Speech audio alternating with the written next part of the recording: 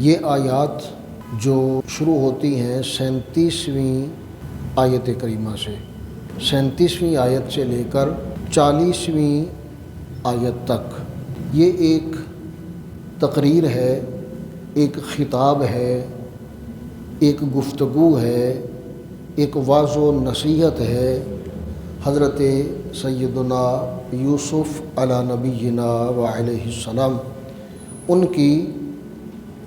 ان قیدیوں کے ساتھ جو جیل میں ان کے ساتھ قید میں ہیں، اور جنہوں نے خواب دیکھے، دونوں نے علیحدہ علیحدہ خواب دیکھے، اور وہ خواب حضرت یوسف علیہ السلام کے گوش گزار کیے اور یوسف علیہ السلام سے ان خوابوں کی تعبیر پوچھی۔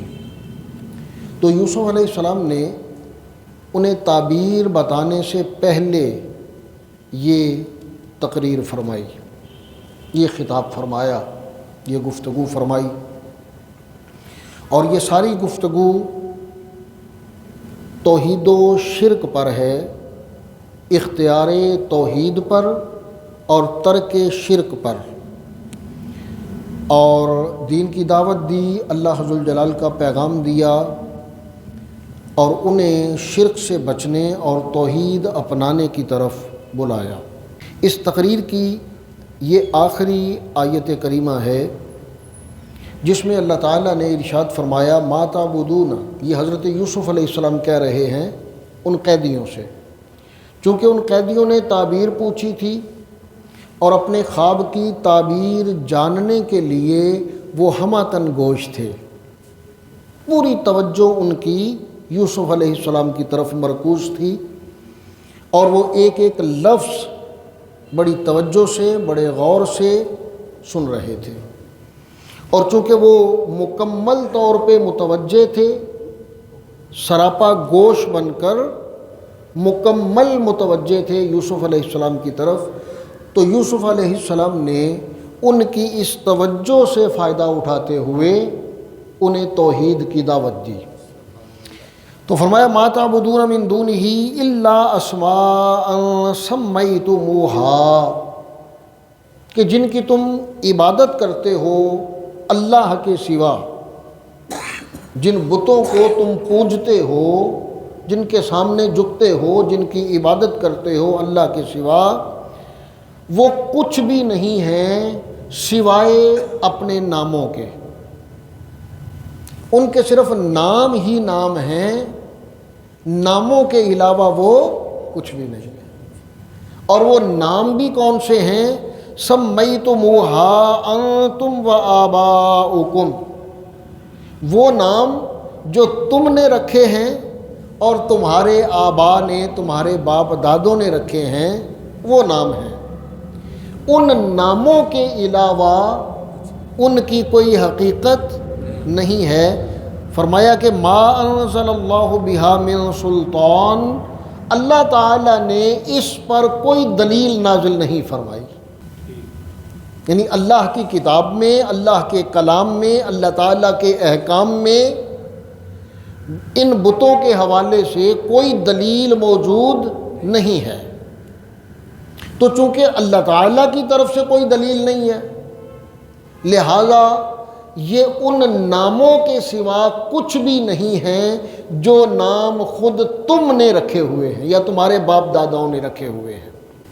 اب وہ کہا کرتے تھے کہ ہم ان بتوں کی پوجا اس لیے کرتے ہیں کہ اللہ نے ہمیں حکم دیا ہے کہ ان کی پوجا کرو، ان کی عبادت کرو۔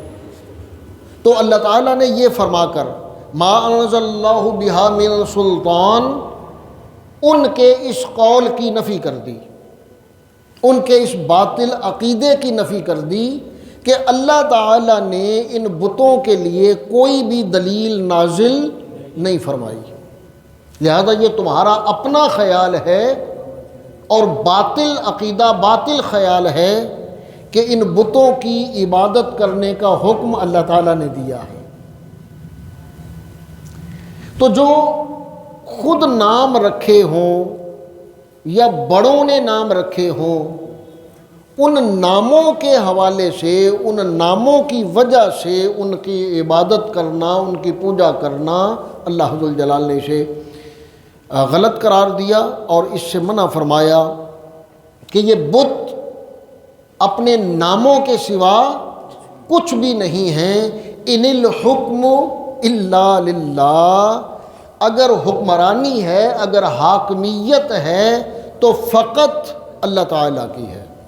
امر اللہ تعبدوا الا ایاہ، اس نے حکم دیا، اللہ تعالیٰ نے حکم دیا کہ لا تعبدوا، نہ تم عبادت کرو، الا ایاہ، مگر صرف اسی کی، اس کے سوا کسی کی عبادت، یہ ہے اللہ کا حکم۔ ذالک الدین القیم، یہ ہے اصل دین، یہ دین قیم ہے، یہ قائم کرنے والا دین ہے، یہ وہ دین ہے جس کی اقامت تم پر لازم ہے، سیدھا دین ہے، صاف دین ہے، اصل دین ہے کہ عبادت صرف اللہ تعالیٰ کی جائے، کسی بھی بت کی عبادت نہ کی جائے۔ وہ بت چاہے پتھر کا بت ہو، وہ بت چاہے کسی درخت کو بت بنا لیا جائے، چاند ستاروں کو بت بنا لیا جائے، یا خواہ وہ اپنے نفس کا بت ہو، اپنی خواہشات کا بت ہو، اپنی پسند اور ناپسند کا بت ہو، اپنے منصب اپنے عہدے کا بت ہو، اپنے علم اور اپنے تقوی کا بت ہو، اپنے کسی بھی شرف کا بت ہو، یہ تمام بت جنہوں نے جکڑا ہوا ہے، ان تمام بتوں سے جان چھڑا کر صرف اس کی ذات کے سامنے جھکنا، ذالک الدین القیم، یہ دین قیم ہے۔ اب بت کیا ہے؟ یعنی پتھر کی مورتی ہی بت نہیں ہے، جن خواہشات نے جکڑا ہوا ہے، جن خواہشات کی وجہ سے بندہ اللہ ذوالجلال کے سامنے نہیں جھکتا بلکہ اپنی ان خواہشات کے تابع ہو چکا ہے، اپنی خواہشات کا مقید ہو چکا ہے، اپنی خواہشات سے مجبور ہو کر ہر غلط فیصلہ کرنے کے لیے تیار ہے، وہ تمام خواہشات بھی بت ہیں۔ اور سمجھ لیا گیا کہ صرف پتھر کی مورتیاں بت ہیں۔ بھئی ہم نے تو اپنی پسندیدہ شخصیات کو بت بنایا ہوا ہے، من دون اللہ، یعنی جو شخصیت مجھے پسند ہے اس کا جو کہا کیا ہے وہ درست ہے، باقی سب کا کہا کیا قول و فعل وہ سب غلط ہے۔ اور شخصیت پرستی کا عالم یہ ہے کہ ہم کبھی نہیں دیکھتے، کبھی نہیں سوچتے کہ ہماری پسندیدہ شخصیت نے جو بات کی ہے وہ بات درست ہے یا غلط ہے، دین کا اس پر کیا حکم ہے، قرآن کا اس پر کیا حکم ہے، حدیث مصطفیٰ صلی اللہ علیہ وسلم میں اس پر، فرمان مصطفیٰ صلی اللہ علیہ وسلم اس پر کیا ہے، حقائق کیا ہیں، یہ جاننے کی کبھی کوشش نہیں کرتے۔ یہ شخصیت پرستی ہے اور دین نے اس کی نفی کی ہے۔ بھئی پرستش پوجا کو ہی کہتے ہیں، پرستش عبادت کو ہی کہتے ہیں، پرستش کسی کے سامنے جھک جانے کو ہی کہتے ہیں، اور پرستش سے ہی پرستی ہے اگر کسی شخصیت کی جائے، یعنی اپنی سوچ، اپنی عقل، اپنا علم، اپنا فہم و درک، اس کے دروازے کسی بھی شخص کے لیے بند کر دینا، سوچ بچار کو ختم کر دینا، اسی کا نام شخصیت پرستی ہے۔ اور نبی کریم علیہ الصلاۃ والسلام کی ذات اقدس کے علاوہ کوئی انسان بھی ایسا نہیں ہے کہ جس کی اتباع آنکھیں اور کان بند کر کے کی جائے۔ یاد رکھیں، صرف ایک ذات مقدسہ حضور علیہ الصلاۃ والسلام وہ ذات ہیں کہ جنہوں نے جو فرما دیا، جو کہہ دیا، جو کر دیا وہ سب حق ہے، اس پر منو عن بغیر سوچے سمجھے عمل کر لیجئے، وہ کبھی غلط نہیں ہو سکتا۔ باقی کسی شخص کے بارے میں نہ قرآن مجید کا یہ حکم ہے اور نہ رسول اللہ صلی اللہ علیہ وسلم کا یہ حکم ہے۔ باقی کوئی بھی فرد کوئی بات کرتا ہے تو اسے غور کرو، سوچو، سمجھو، دیکھو، بھالو، اگر بات اچھی ہے تو قبول کر لو، اچھی نہیں ہے تو رد کر دو۔ اور المیہ یہ ہے کہ ہم یہ نہیں سوچتے۔ ہمارے ہیرو نے، ہمارے قائد نے جو کہہ دیا وہ حرف آخر ہے، بس۔ اب اس سے ہٹ کر چاہے سامنے قرآن لے آؤ، چاہے فرمان مصطفیٰ لے آؤ، نہ بھئی ہمارے پیر صاحب نے، ہمارے مرشد نے، ہمارے رہبر نے، ہمارے رہنما نے یہ کہہ دیا، بس کہہ دیا۔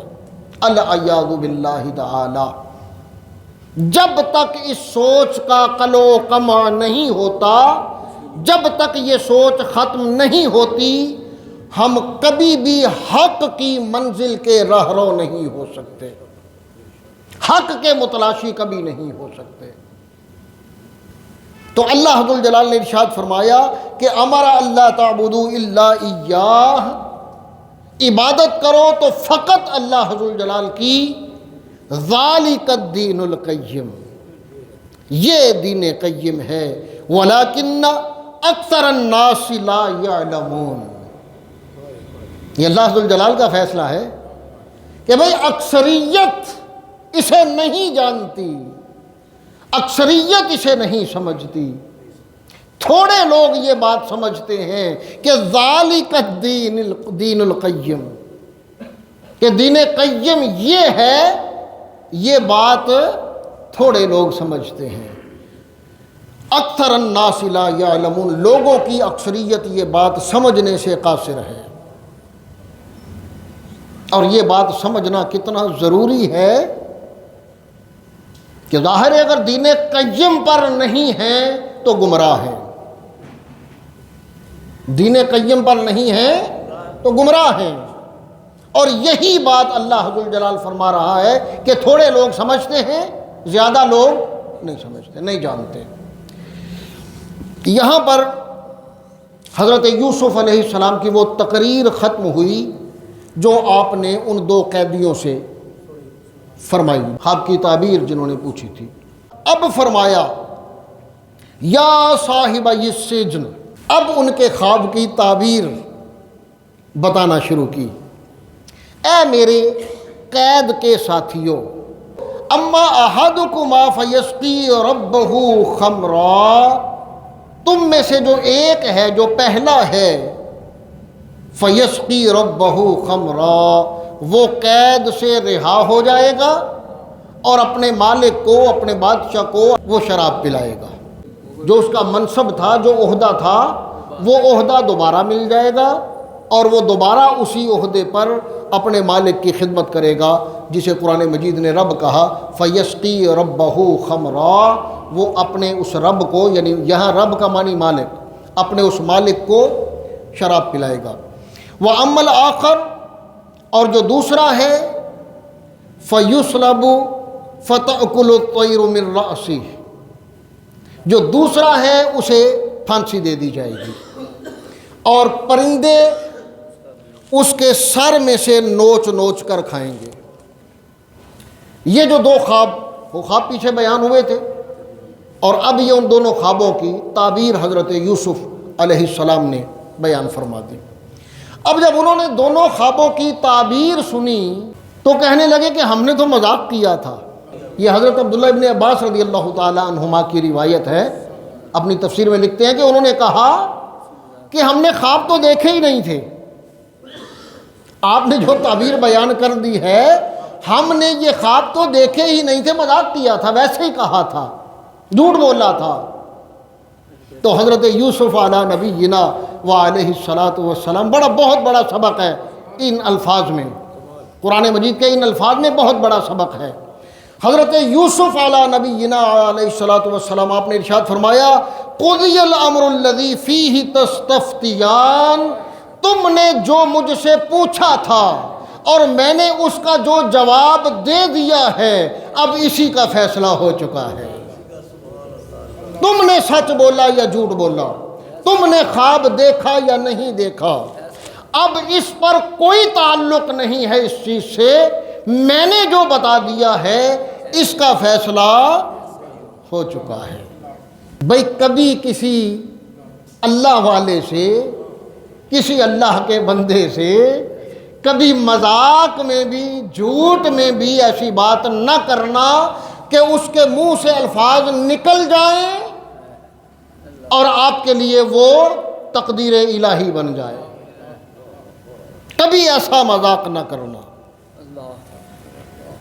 حضور علیہ الصلوۃ والسلام کی حدیث مبارک ہے جس میں آپ صلی اللہ علیہ وسلم نے ارشاد فرمایا کہ اللہ کے کچھ بندے ایسے ہیں کہ جو ان کے منہ سے نکلتا ہے اللہ تعالیٰ قبول فرما لیتا ہے، وہ جیسا کہتے ہیں اللہ ویسا ہی کر دیتا ہے۔ اب وہ بندے کون ہیں؟ ان کے ماتھے پہ لکھا ہوا ہے یا ان کے نام سے پتہ چل جاتا ہے، یا وہ بندے بول بول کے یہ بتا رہے ہوتے ہیں کہ میں وہ بندہ ہوں کہ میرے منہ سے جو نکلے گا اللہ کر دے، کبھی پتہ نہیں چلے گا۔ وہ آپ میں سے کوئی بھی ہو سکتا ہے۔ خدا را کبھی اللہ کا ولی صرف کسی سجادہ نشین کو نہیں سمجھیے گا، کسی گدی نشین کو نہیں سمجھیے گا کہ جو گدیوں پہ بیٹھے ہیں، جو بڑے بڑے جبے قبے والے ہیں، وہی اللہ کے ولی ہیں۔ ان سے کہیں بڑے اللہ کے ولی گلیوں بازاروں میں چلتے پھرتے ایسے لوگ ہو سکتے ہیں جو بہت سادہ زندگی گزار رہے ہیں، عام دنیاوی کاروبار کر رہے ہیں، معاملات زندگی کر رہے ہیں، اور ہیں وہ اللہ کے وہ بندے کہ ان کی زبان سے جو نکلتا ہے اللہ وہی کر دیتا ہے۔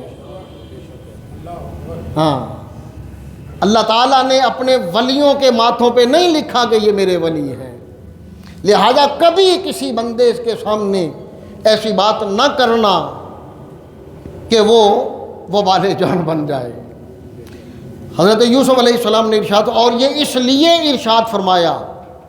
اب دیکھیں اس پر سوال یہ اٹھتا ہے کہ جب انہوں نے کہہ دیا کہ ہم جھوٹ بول رہے تھے، تو پھر یوسف علیہ السلام نے یہ کیوں فرمایا قضی الامر الذی فیہ تستفتیان، کہ تم نے جو سوال پوچھا تھا اور میں نے جو جواب دیا ہے اس پر یہی فیصلہ ہو چکا ہے۔ تو یہ اس لیے کہا حضرت یوسف علیہ السلام نے کہ اللہ تعالیٰ کی طرف سے انہیں بتایا جا چکا تھا، انہیں وحی آ چکی تھی اس پر۔ تو حضرت یوسف علیہ السلام نے فرمایا کہ اب وہی ہوگا، اور پھر وہی ہوا۔ اب یہ گزشتہ گفتگو میں یہ بات میں نے کی تھی کہ آگے وہ آیت آئے گی جس میں یوسف علیہ السلام نے اس بندے سے کہا تھا کہ اپنے رب سے، اپنے بادشاہ سے، اپنے مالک سے میرا ذکر بھی کرنا۔ یہ بات ہوئی تھی نا، اور اسی وجہ سے یہ حدیث مبارک بھی ہے اس پر، صحیح حدیث مبارک، نبی کریم علیہ الصلوۃ والسلام نے ارشاد فرمایا کہ وہ جسے یوسف علیہ السلام نے کہا تھا کہ اپنے بادشاہ سے میرا ذکر بھی کرنا، اور اسے شیطان نے بلا دیا، وہ بھول گیا، ذکر نہ کیا۔ وہ کیوں بھول گیا تھا؟ کہ یوسف علیہ السلام نے اس بادشاہ کے ساتھ اپنی امید وابستہ کر لی تھی، اور یہ اللہ تعالیٰ کو پسند نہیں آیا۔ اور صرف اتنی سی بات پر حسنات الابراری سیئات المقربین، کہ جو نیک لوگوں کی نیکیاں ہوتی ہیں، سیئات المقربین جو اللہ کے مقرب بندے ہوتے ہیں ان کے لیے وہ برائیاں ہوتی ہیں۔ جیسے جیسے اللہ ذو الجلال کا قرب بڑھے گا نیکی کا معیار بھی بڑھتا جائے گا، نیکی کا انداز بھی بڑھتا جائے گا۔ تو حضرت یوسف علیہ السلام نے صرف اتنا کہا تھا کہ بادشاہ سے میرا ذکر بھی کرنا، اور اسی قول کی پاداش میں انہیں 7 سال مزید قید بھگتنا پڑی۔ 5 سال پہلے ہو چکے تھے اور یہ 7 سال کی جو بات کی قید ہے یہ اس قول کی پاداش میں بھگتنا پڑی۔ اب وقال، اور حضرت یوسف علیہ السلام نے فرمایا للذی ظن انہ ناج منہ اذکرنی عند ربک، جن کے بارے میں حضرت یوسف علیہ السلام جانتے تھے کہ یہ بچ جائے گا، یہ نجات پانے والا ہے، اس سے کہا اذکرنی عند ربک، اپنے رب سے، اپنے مالک سے میرا ذکر بھی کرنا کہ ایک بے گناہ قید میں ہے۔ فَأَنْسَاهُ الشَّيْطَانُ ذِكْرَ رَبِّهِ، شیطان نے اسے بلا دیا مالک سے ذکر کرنے کا۔ فَلَبِثَ فِي السِّجْنِ بِضْعَ سِنِينَ، اور پھر کئی سال وہ مزید قید میں رہے۔ بِضْعَ سِنِينَ کہتے ہیں 3 سے 9 تک کے عدد کو، 3 سے 9 کے عدد کو بِضْع کہتے ہیں، یعنی وہ 7 سال، یہاں مختلف اقوال ہیں لیکن راجح قول یہی ہے کہ 7 سال مزید وہ قید میں رہے۔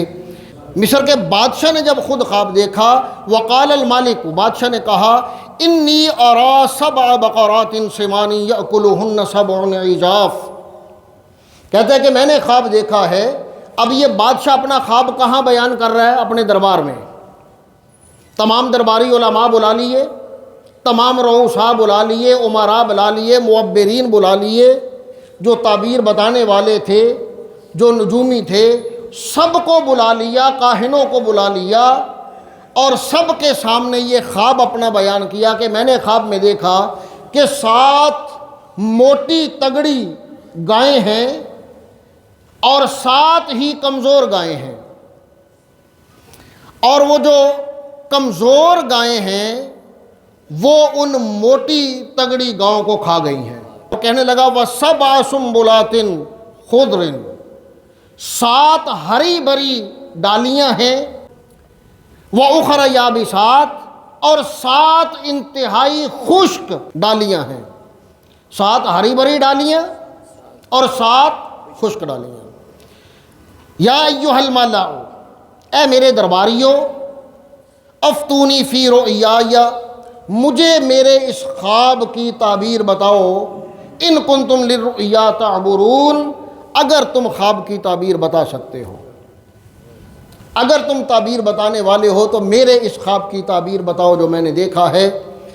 قالوا، انہوں نے کہا اضغاث احلام، کہ یہ تو کوئی خواب نہیں ہے، یہ پریشان خیالات کا مجموعہ ہے، یہ کوئی ایسا خواب نہیں ہے جس کی کوئی تعبیر ہو۔ تم بتا نہیں سکتے تھے، تعبیر جانتے نہیں تھے، تو کہنے لگے کہ یہ کوئی ایسا خواب نہیں ہے جس کی کوئی تعبیر ہو۔ وما نحن بتاویل الاحلام بعالمین، ہم اس خواب کی کوئی تعبیر نہیں جانتے۔ اس کا کیا مطلب ہے؟ اب وہ جو جیل سے رہا ہوا تھا، جو بادشاہ کا ساقی تھا، اب اسے یاد آیا کہ ایک تعبیر بتانے والا جیل میں ہے، جس نے مجھے میرے خواب کی تعبیر بتائی تھی وہ جیل میں ہے۔ اس نے اب کہا وقال الذی نجا منہما، 2 میں سے جس نے نجات پائی تھی، جو بچ گیا تھا، جو زندہ رہا تھا، وادکر بعد امۃ، ایک عرصے کے بعد اسے یاد آیا، کہنے لگا انا انبئکم بتاویلہ، بادشاہ نے کہا کہ میں تمہارے اس خواب کی تعبیر بتا سکتا ہوں۔ بادشاہ نے کہا بھئی تم کیسے بتا سکتے ہو؟ کہنے لگا فارسلون، مجھے اس قیدی کے پاس بھیجو، مجھے جیل خانہ بھیجو، اس قیدی کے پاس بھیجو، میں اس سے پوچھ کر آؤں گا، آ کر تمہیں بتا دوں گا۔ حضرت یوسف علیہ السلام کے پاس وہ پہنچ گیا، جا کر کہنے لگا یوسف، اے یوسف، ایھا الصدیق، اس کا پتہ ان لفظوں کا مطلب کیا ہے؟ ایھا الصدیق کا یہاں کیا مطلب ہے؟ اے وہ جو سر سے لے کر پاؤں تک سچ ہی سچ ہے۔ الصدیق اسے کہتے ہیں جو سر سے لے کر پاؤں تک ظاہراً باطناً سراپا سچائی اور صدق ہے، اسے الصدیق کہتے ہیں۔ اور میرا خیال ہے کہ اس تناظر میں آپ کا ذہن فوراً حضرت ابو بکر صدیق کی طرف گیا ہوگا۔ افضل البشری بعد الانبیاء، جو نبیوں کے بعد پوری کائنات انسانی میں سب سے افضل ہیں، ان کا نام اللہ ذوالجلال نے الصدیق رکھا ہے۔ یہاں نبی کو اللہ الصدیق کہہ رہا ہے، اور غیر انبیاء میں اللہ ذوالجلال نے حضرت ابو بکر کو الصدیق کہا ہے۔ اور یاد رکھیے، اہل سنت و جماعت کا بالاتفاق یہ عقیدہ ہے کہ پوری کائنات انسانی میں اگر کسی کو افضلیت مطلقہ حاصل ہے تو وہ فقط ابو بکر صدیق کی ذات ہے۔ افضلیت صدیق اکبر رضی اللہ تعالی عنہ پر تمام صحابہ کرام رضوان اللہ علیہم اجمعین کا اجماع ہے۔ صحابہ کرام علی المرتضیٰ سمیت تمام صحابہ کرام کا اجماع، اس پہ روایت موجود ہے کہ علی المرتضیٰ رضی اللہ تعالیٰ عنہ کے سامنے کسی نے کہا کہ آپ ابو بکر صدیق سے افضل ہیں، تو آپ نے اسے سزا دی کہ خبردار اگر ایسی بات کی۔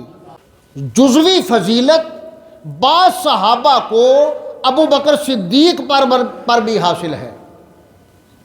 جزوی فضیلت یعنی کسی ایک بات میں، کسی ایک کام میں، کسی ایک حوالے سے بعض صحابہ کو ابو بکر صدیق پر فضیلت حاصل ہے، لیکن جو اجتماعی اور کلی فضیلت ہے ہر لحاظ سے، ہر حوالے سے، وہ فقط ابو بکر صدیق رضی اللہ تعالیٰ عنہ کو حاصل ہے۔ یعنی جب کلی طور پہ تمام صحابہ سے افضل کسی ایک صحابی کی بات کریں گے تو وہ بات ابو بکر صدیق کی ہوگی رضی اللہ تعالیٰ، اور جب کسی ایک صفت کے اعتبار سے، کسی ایک خوبی کے اعتبار سے، کسی جزوی پہلو کے حوالے سے بات کریں گے تو وہ کسی بھی صحابی کو کوئی جزوی فضیلت مل سکتی ہے، دی جا سکتی ہے، نبی کریم علیہ الصلوۃ والسلام نے دی ہیں۔ تو یہ اہل سنت و جماعت کا عقیدہ ہے۔ اپنے عقیدوں کی حفاظت کیجیے، اللہ تعالی ہمیں سمجھنے کی، عمل کی توفیق عطا فرمائے۔ وما علیہ الا البلاغ۔